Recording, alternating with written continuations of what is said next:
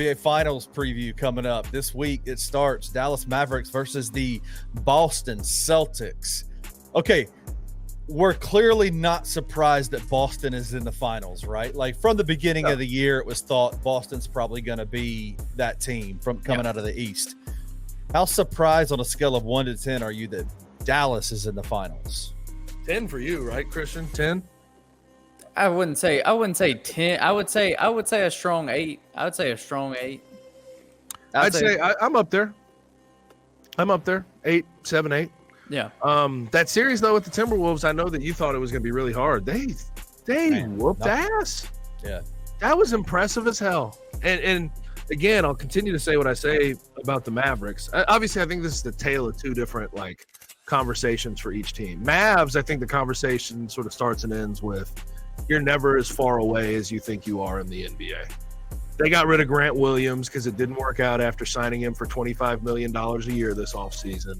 And they go get P.J. Washington, Daniel Gafford, draft Derek Lively, and here they are. They're right here. Derek Jones Jr. They get Derek Jones Jr. in free agency. Yeah, but with the amount of parity in the NBA now, we're going to have 6 different champions in 6 different years. Yeah. You're never that far away. And I think that's a good thing for the Grizzlies if we're relating it to the Grizzlies. You have your core. Like the Mavs had Kyrie and Luka. The Grizzlies have Ja, Jaren, Bane.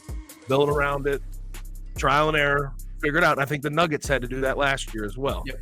And then for the Celtics, I think the debate sort of starts and ends with, are they dominant or have they been gifted an easy road? I think it's somewhere in the middle, but I also think this team's been more dominant than people are giving credit for. Yeah, but I mean, they have had, just call a spade a spade. They've had an incredibly easy journey to the Eastern Conference Finals. No Jimmy Butler, no Donovan Mitchell, no. Right.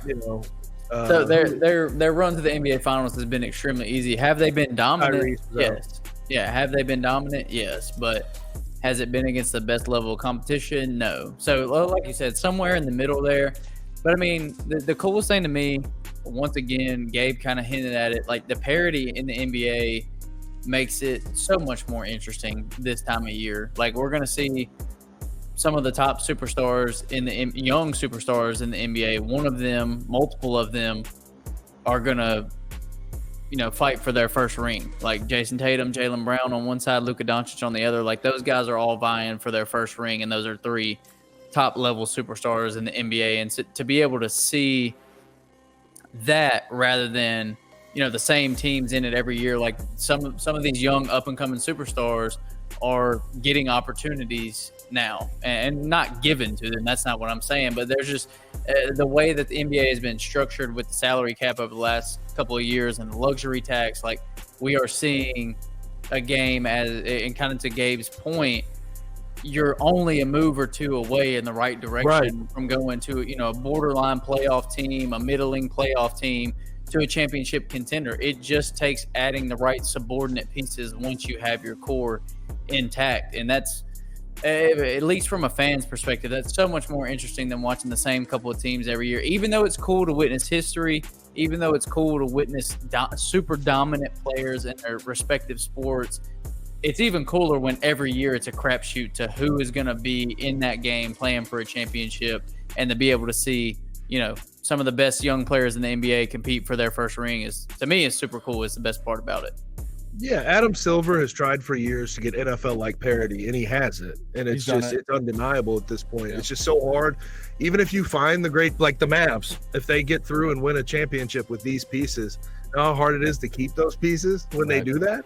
Like Daniel Gafford could walk off and go get $20 million next year if he has a good series or whatever the hell it is. It's just hard to keep those guys. You saw it last year with Bruce Brown and Jeff Green for the Nuggets. Same thing. Now, real quick, I'll tell you what. Let's make a pick. I'm going to make my pick before the series gets started. Hold on. Before we do that, can I do it? Can we go in? I wanted to ask y'all this, but can we do it? Okay, go ahead. Go first, and then we'll do picks. Are you guys subscribers of the idea that the team in the NBA playoffs with the best player usually wins that series?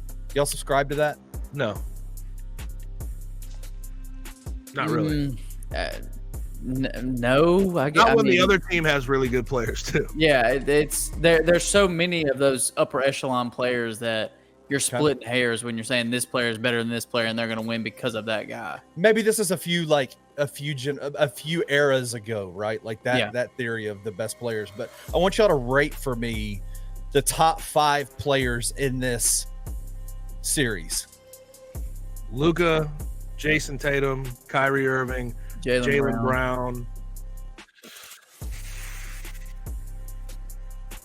Based on this maybe season, Derek White might get 5th for me.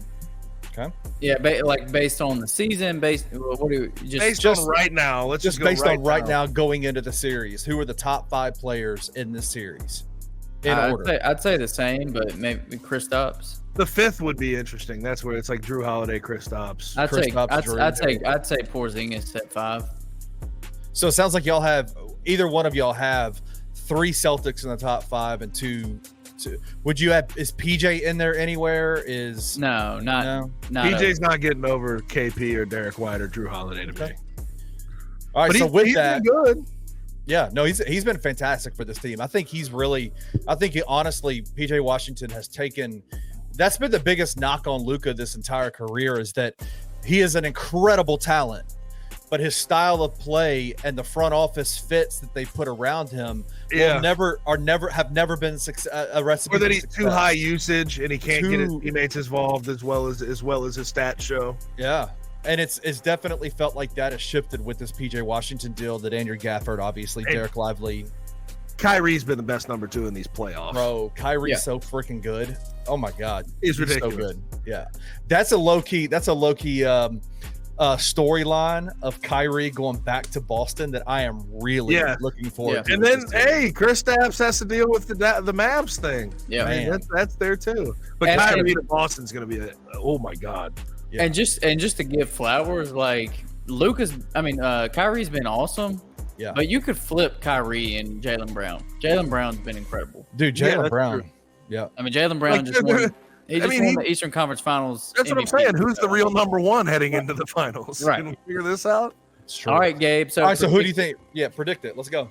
I'll go first, I guess. Celtics in 6. I think they've been dominant. I truly think they've been dominant. And I think people see the Western Conference and how good it is. And I think they're doing a little bit in overrating the Mavs based on the teams they've gotten through. But when you look at the Celtics, they're 10-1 without their biggest offseason acquisition and Kristaps Porzingis in the playoffs. They're 4-0 in clutch scenarios. They even when they're down and they play like garbage, they can turn it on and get it going. And I want to point this out: playoff teams that start their playoff season, their postseason 12-2, they have an 80% hit rate to win the NBA championship. And then I think there's another stat here. They're 6-0 on the road, so they've been dominant on the road. Of the last 5 teams, they're one of them. But of the last 4 teams that have started their playoffs season 6-0 on the road, 3 of them have won championships. So I just think there's a level of dominance. Sure, they got helped by the draw and injuries.